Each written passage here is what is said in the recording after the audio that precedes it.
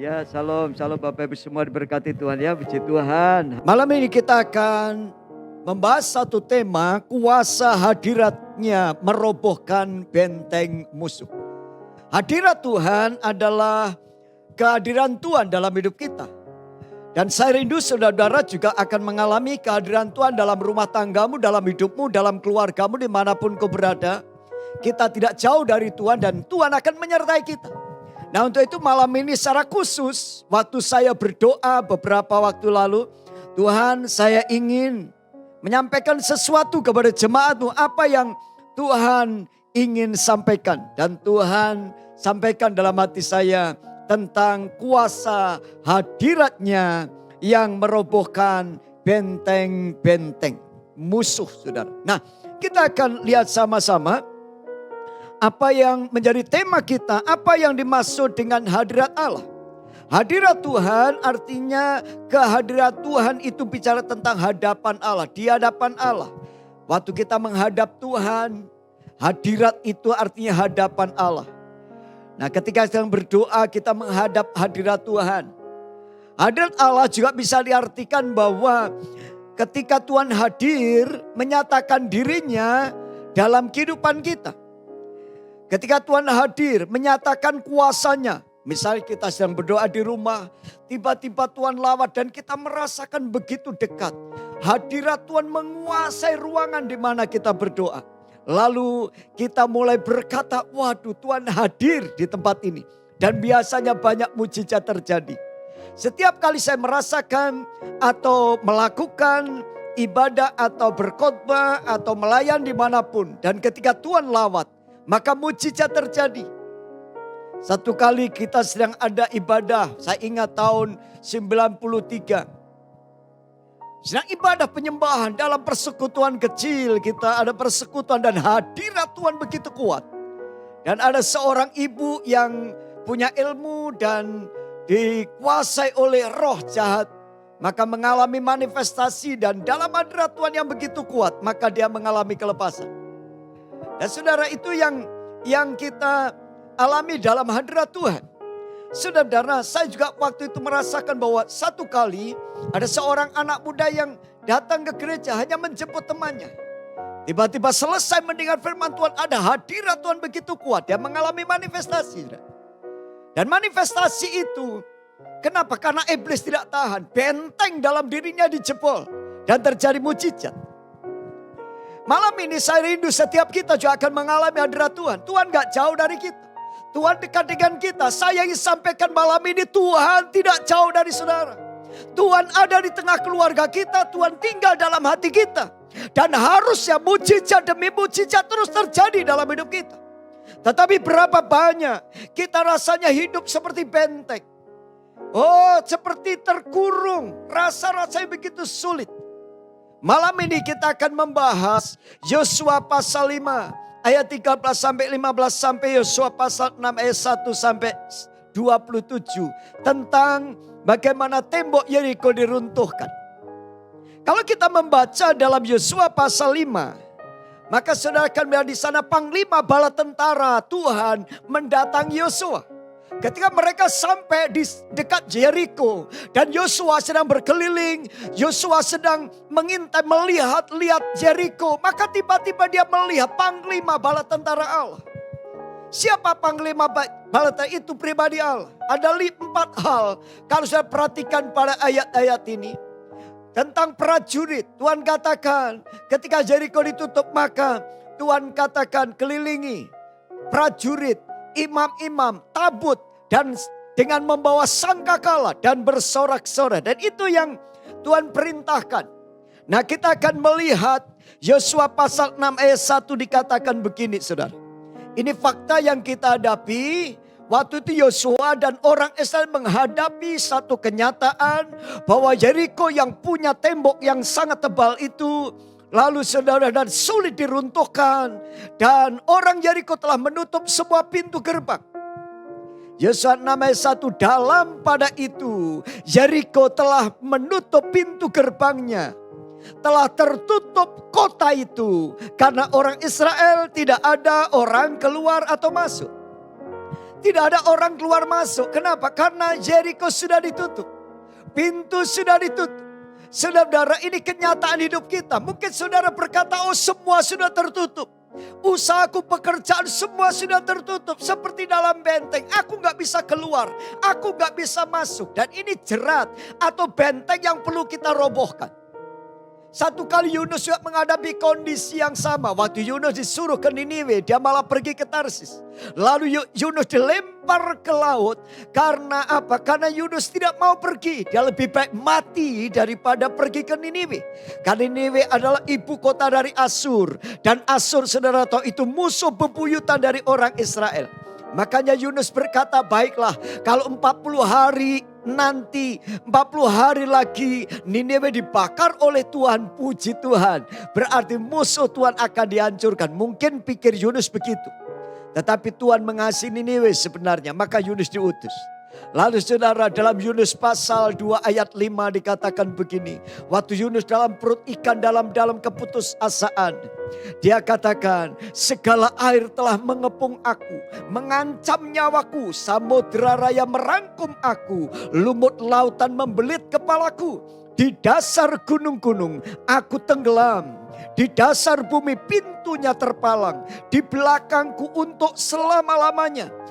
Ketika itu engkau naikkan nyawaku dari liang kubur. Ya Tuhan Allahku, ketika jiwaku letih lesu di dalam aku, teringatlah aku kepada Tuhan. Dan sampailah doaku kepadamu ke dalam bait-Mu yang kudus. Doa dari Yunus adalah mungkin doa kita. Kita mungkin sudah seperti Yunus. Pintu terpalang di belakang dan rasanya sudah tidak mungkin ada jalan keluar. Karena Yunus ada di perut ikan. Yunus sudah diambang maut. Bahkan ada yang memperkirakan Yunus sudah mati. Karena 3 hari di dalam perut ikan. Tetapi apa yang terjadi di tengah keadaan kondisi seperti itu? Mungkin sakratul maut, hampir mati. Dia mulai berdoa kepada Tuhan. Dan waktu dia berdoa, Tuhan dengar. Dan Tuhan lepaskan Yunus. Kalau Yunus juga dilepaskan dari palang-palang besi, dari jurang maut, saya percaya bagi saudara kita semua pada ada jalan keluar. Amin. Malam ini kita berdoa supaya hadirat Tuhan, kehadiran Tuhan dalam hidup kita akan membawa pembebasan dalam hidup kita. Satu pertanyaan yang harus kita tanyakan malam ini. Apakah ada benteng dalam hidupmu? Mungkin kau berkata, Tuhan, aku menghadapi benteng-benteng yang luar biasa. Benteng itu mungkin usahamu, saudara. Usahamu telah tertutup.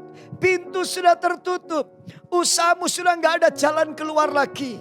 Saya ingat satu jemaat, dia berkata, Pak, semua sudah tutup, gak mungkin ada jalan keluar. Usahaku sudah tertutup semua. Tetapi aku mau belajar taat kepada Tuhan. Dan apa yang terjadi ketika di tengah keputusasaan seperti itu.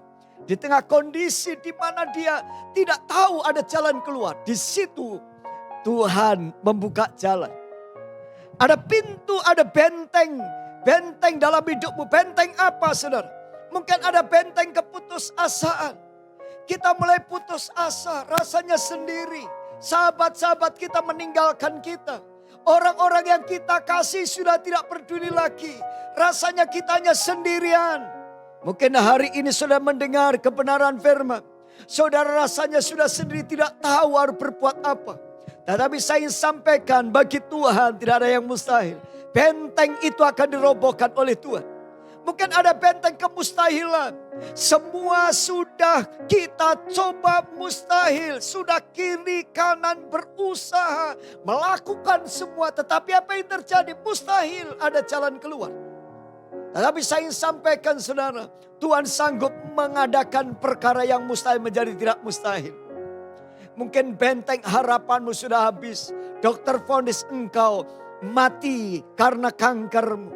Engkau mati karena sakitmu. Satu kali saya ingat ada seorang ibu yang sudah divonis dokter, oh sudah enggak ada harapan. Tetapi waktu dia di tengah kondisi itu, dia berkata, Tuhan, aku serahkan hidupku kepadamu. Dan apa itu waktu dia menyerahkan hidupnya kepada Tuhan. Waktu dia berdoa sungguh-sungguh dan menyerahkan kepada Tuhan seluruh hidupnya. Tuhan buka jalan. Dan justru di tengah keadaan seperti itu, akhirnya justru dia mengalami kesembuhan.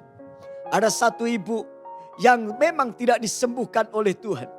Tetapi imannya begitu kuat dan dia berkata, Tuhan, kalau toh aku harus mati, aku akan tetap setia kepada Tuhan. Apa yang terjadi saudara? Ketika dimakamkan, anak cucunya hadir di situ.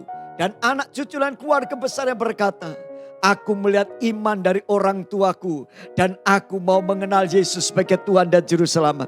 Walaupun ibunya tidak disembuhkan, tetapi anak-anaknya diselamatkan karena iman percayanya. Saudara-saudara, juga mungkin saudara berkata bahwa ini ada benteng kekecewaan. Mungkin kau dikecewakan oleh orang yang kau kasih. Saya ingin sampaikan sudah ada satu kali ada seorang anak muda yang dikecewakan waktu pacaran biasa sudah dikecewakan, dikhianati. Dia berkata, aku benci semua laki-laki, kan? Aku benci semuanya. Dan dia berkata, aku nggak mau nikah, aku nggak mau kenal lagi. Dan akhirnya dia jatuh banyak penyakit dalam hidupnya. Dan dia berkata, sudah nggak ada harapan.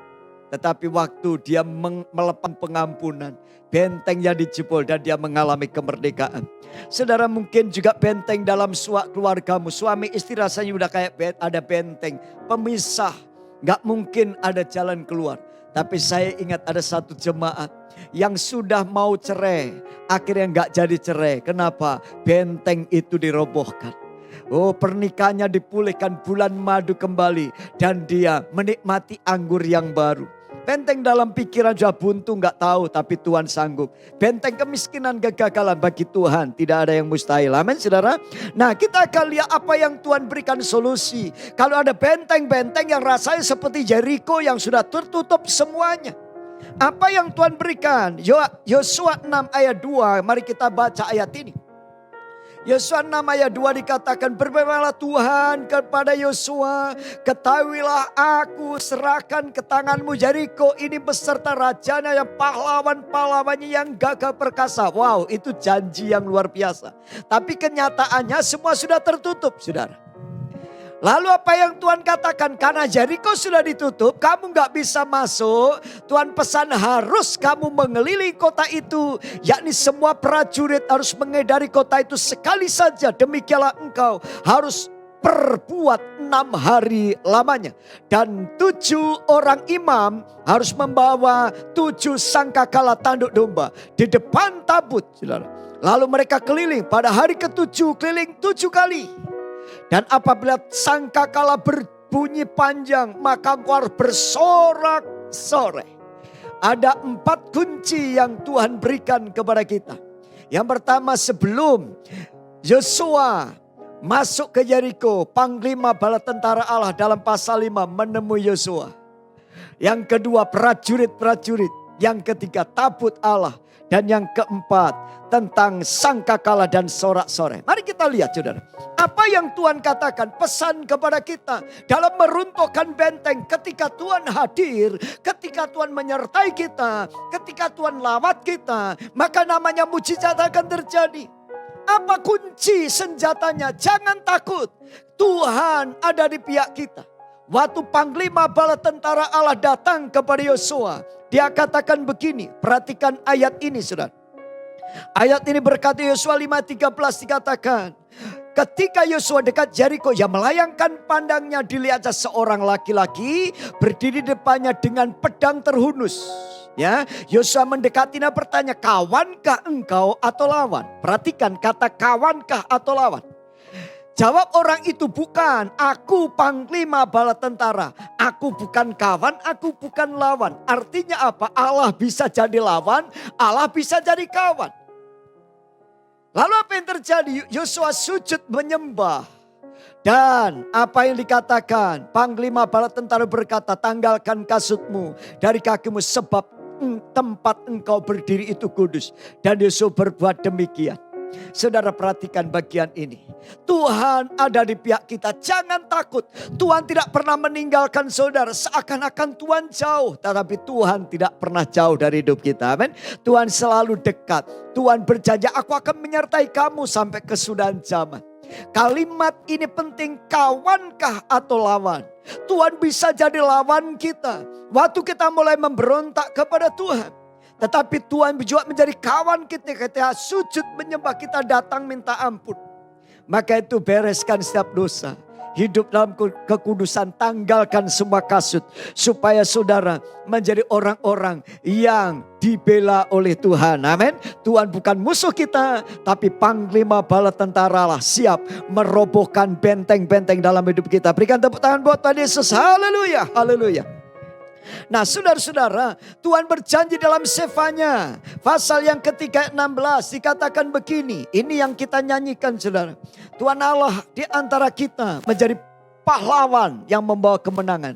Pada hari itu akan dikatakan kepada Yerusalem, kepada Bapak itu saudara, jangan takut hai Sion, janganlah tanganmu menjadi lemah lesu.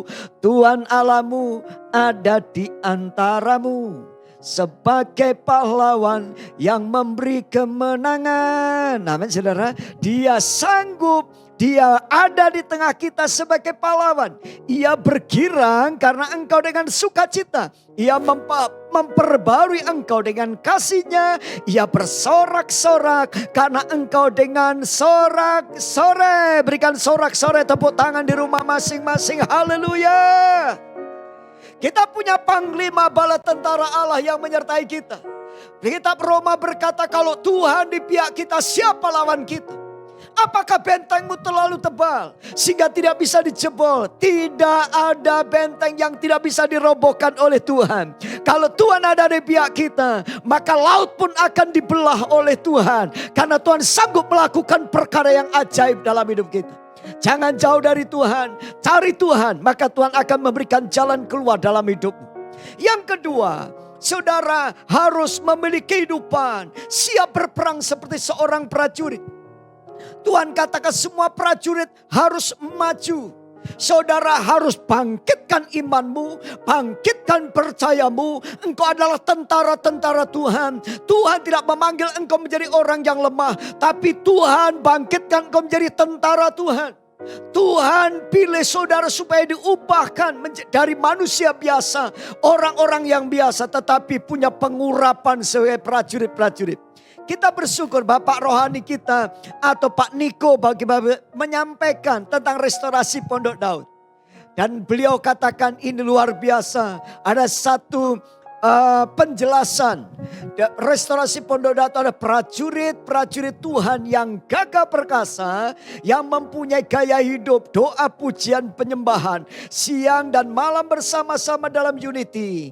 Dan yang melakukan kehendak Bapa pada zaman ini. Kita disebut prajurit-prajurit yang gagah perkasa. Katakan, saya prajurit. Saya prajurit. Haleluya, saudara. Jadi di sini kita semua prajurit. Gak ada prajurit yang membeli, saudara. Prajurit harus gagah perkasa. Amin, saudara. Dan prajurit yang gagah perkasa ini punya tanggung jawab. Hadapi masalahmu, hadapi bentengmu, kelilingi bentengmu bersama Tuhan sebagai seorang prajurit yang berbaris. Maka Yoel pasal 39 dikatakan begini, maklumkanlah hal ini di antara bangsa-bangsa. Wow, maklumkan, siarkan. Bersiaplah untuk apa? Peperangan, gerakkan pahlawan. Suruh semua prajurit apa? Tampil dan maju. Katakan kepada istrimu, maju mi. Maju pi. Ayo saudara ya, maju anak-anak maju. Jangan ada yang mundur. Tempalah mata bajakmu menjadi pedang dan pisau pemangkasmu menjadi tombak. Baiklah orang yang tidak berdaya berkata apa? Aku ini pahlawan. Amin saudara-saudara. Kita pahlawan. Saya percaya saudara-saudara seringkali kita merasa lemah. Tuhan aku lemah, Tuhan aku gak bisa. Tapi saya ingin sampaikan. Saudara telah dipilih oleh Tuhan menjadi prajurit-prajurit Tuhan. Prajurit-prajurit Tuhan, iblis memperhitungkan saudara. Musuh memperhitungkan saudara. Maka itu jangan pernah takut. Karena Tuhan sudah mengangkat kita jadi pemimpin, jadi kepala bukan ekor. Amin. Jadi prajurit yang berperang. Kalau Tuhan di pihak kita, siapa lawan kita? Tempa mata bajakmu. Artinya apa? Mata bajak itu digunakan untuk pertanian. Karena waktu itu banyak petani.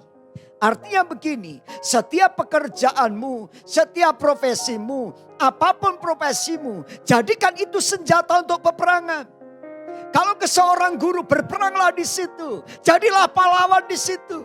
Kalau engkau seorang pengusaha, jadilah pahlawan di situ. Kalau engkau seorang ibu rumah tangga, jadilah pahlawan di situ. Kalau engkau seorang suami, seorang pedagang, jadilah pahlawan di situ. Engkau seorang hamba Tuhan, jadilah pahlawan di situ. Dan engkau adalah orang yang sudah dipilih oleh Tuhan. Bukan untuk nganggur, tetapi untuk menghadapi singa-singa dan beruang. Seperti Daud berkata kepada Goliat, engkau mendatangi aku dengan pedang dan lembing, tetapi aku datangi engkau demi nama Tuhan. Dan Daud mengalami kemenangan, Goliat dikalahkan. Karena apa yang menjadi kunci untuk merobohkan benteng-benteng? Saudara, apa yang dipesankan? Imam harus memikul tabut. Tabut bicara tahta Allah. Senjata kita adalah tahta Tuhan, itu adalah pujian penyembahan. Mazmur 22 ayat 4 dikatakan, padahal engkaulah yang kudus, yang bersemayam di atas puji-pujian orang Israel. Puji-pujian itu senjata. Puji-pujian itu tahtanya Tuhan. Makanya hari ini saya rindu sudah mulai banyak memuji, menyembah. Saat kau menikmati hadirat Tuhan. Tadi waktu kita memuji, saudara, saya lihat yang hadir di sini kita melompat-lompat. Kenapa? Karena kita tahu ada kuasa dalam pujian penyembahan. Kita menyembah, berikan tepuk tangan buat Tuhan Yesus, haleluya. Engkau di rumah-rumah memuji, menyembah Tuhan. Satu kali saya ingat beberapa waktu tahun yang lalu, saudara, tahun 94. Ada seorang jemaat yang masih baru, saudara. Masih baru dibaptis. Belum bisa banyak nyanyi, saudara, memuji Tuhan. Tetapi apa yang terjadi? Satu kali dia makan, tiba-tiba ada bunyi di giginya, krek. Ada seperti beling. Dan saudara, beling itu masuk dalam tubuhnya. Oh, malam hari dia mulai merasa sakit dan mulai berdoa. Dia tidak bisa berdoa, lalu dia bilang sama istrinya, mama berdoa. Saya akan nyanyi. Nyanyinya baru bisa satu lagu. Lagunya apa, saudara? Dia nyanyi begini, Yesus terlebih besar.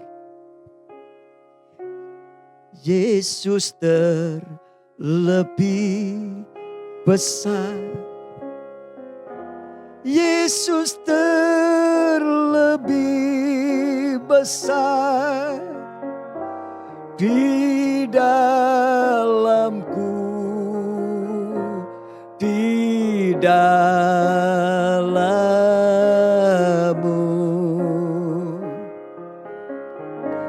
Yesus terlebih besar. Amin. Yesus terlebih besar di dalamku selama-lamanya. Dia nyanyi dan nyanyi sampai tertidur. Pagi-pagi dia penasaran, maaf. Dia terpaksa korek-korek. Dan apa yang terjadi? Betul, waktu dia buang air besar, ada beling segitiga yang keluar dari perutnya. Karena kuasa pujian dannya. Berikan tepuk tangan buat Tuhan Yesus, haleluya. Kuasa nyanyian, kuasa pujian, kuasa penyembahan sanggup mengadakan mujizat, merobohkan benteng. Seringkali kita tidak mempercayai itu. Seringkali kita meremehkan yang namanya doa pujian penyembahan. Daud waktu menaikkan pujian, memainkan musik, hadirat Tuhan begitu kuat. Maka iblis yang di dalam diri Saul pergi, tidak tahan. Saya rindu mulai malam ini biasakan hidupmu untuk suka memuji Tuhan, menyembah Tuhan. Seringkali saya hanya mengambil gitar, nyanyi, nyembah Tuhan, sendirian nyembah, dan mujizat terjadi. Satu kali ada pelepasan. Waktu dilayani pelepasan sulit sekali, saudara. Akhirnya saja, ayo kita nyembah saja. Nyembah, nyanyikan pujian. Waktu kita nyembah, saudara, orang itu mengalami kelepasan. Dan mujizat terjadi. Satu kali kakak saya di kampung. Ada musim tikus, sudah. Tanaman padi dimakan tikus. Dia sudah nggak tahu gimana caranya untuk melindungi. Dia mulai berdoa, dia mulai nyanyi keliling sawah. Dia ambil batang kayu lalu dibikin salib, ditancepin di tengah sawah itu. Dan dia mulai naikkan pujian kelilingi sawahnya, saudara. Dan saudara tahu, tikus-tikus itu tidak masuk ke sawahnya. Karena apa? Karena ada kuasa pujian dan doa di situ. Teman saya cerita, ada satu bapak di kampung. Gereja ini gereja desa. Setiap hari bapak itu muji nyembah di dalam gubuk. Dia nyanyi lagu-lagu lama. Lagu-lagu kidung jemaat dia nyanyi. Karena dia dari GKJW, saudara. Waktu nyanyi nyembah Tuhan di situ. Di dekat gubuk itu tumbuh satu pohon nangka, saudara. Karena sering ada pujian di situ. Saudara tahu pohon nangka itu buahnya dari atas sampai ke bawah begitu penuh. Karena tiap hari mendengar nyanyian pujian. Mari kita banyak nyembah Tuhan. Firman Tuhan katakan dalam 2 Tawarikh pasal 20 ayat 21. Dikatakan begini, saudara, apa yang terjadi dengan Yosafat. Waktu Yosafat mengalami ketakutan karena ada musuh yang sangat besar. Seperti rasanya udah hancur. Kenapa? Ada begitu banyak musuh. Dan Yosafat, Yehuda yang kecil itu, saudara, sungguh-sungguh dia takut. Apa yang dikatakan? Setelah ia berunding dengan rakyat, ia mengangkat orang-orang yang akan menyanyikan nyanyian untuk Tuhan. Dan memuji Tuhan dalam pakaian yang kudus dan semarak.